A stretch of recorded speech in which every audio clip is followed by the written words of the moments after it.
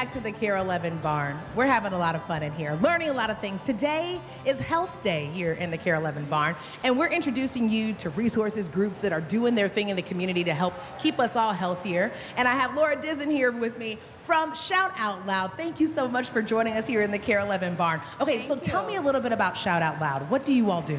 Yeah, we teach, in a nutshell, we teach coping skills to kids and teens. We want kids to grow up learning some skills that can help them when they're stressed out. And I actually started this because I lost my brother to suicide 10 years ago. Wow. So I started Shout Out Loud with my co-founder and psychologist, Dr. Lisa Lovelace.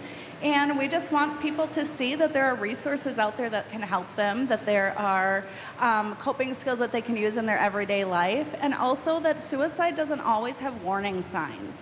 We look for those signs, and it's important to know them, but they don't always help. Not everybody shows signs of suicide. So it's important to know that not always there are signs. I feel like first, it's always so hard to take care of ourselves. That can be a very intimidating thing. Then we try to take care of our loved ones. It's so nice to be armed with the knowledge and tools to actually be able to do something. So tell me a little bit about what your goals are here at the State Fair. I know that you all are a part of Health Fair 11, has so many great resources over there. What are some of your goals while you're here? Yeah, we're honored to be there. Definitely raising awareness for suicide prevention.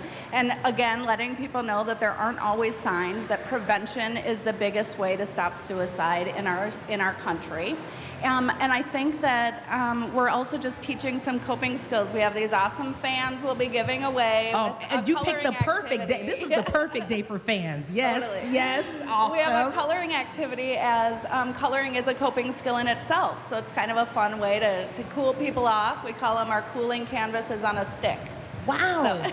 Okay, so you probably know so many stats and little, tidbits here and there that are normal to you, but for the average person, what are some things that we should really understand and know in order to understand this issue? That suicide is the second leading cause in death among teens, and that's scary. It's a scary thing. We need to be teaching our kids how to handle stress, how to live in this world, and they're testing kids from 10 years old to 25 that tend to be part of that really big category of needing help and needing that suicide prevention. One of the things that I really admire about you all's approach is that you all very much empower our young voices in our community. I saw you all at the Pride Festival, and I've seen you all out and about.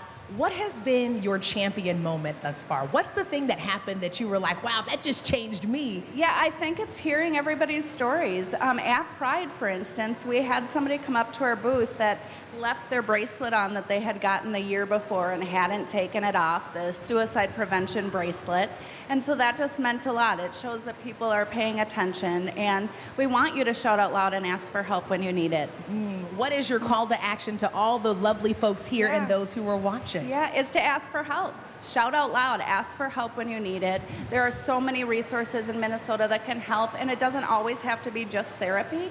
It can be finding a coping skill like boxing, or maybe it's an art skill. Maybe it's cake decorating. Maybe it's playing an instrument. So there's so many things that people can use that can help them coping with life. Having coping skills not only saves lives, it changes lives.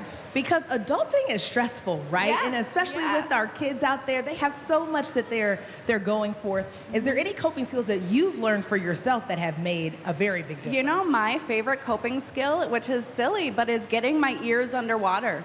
There's something with swimming or being underwater where everything just kind of drowns out and you're just in it. Oh, and man. Yeah, there's something about being in water that does it for me. Give it up for Laura, making us a little bit smarter in a short amount of time. Thank you so much for being here with us, and thank you all for being here with us.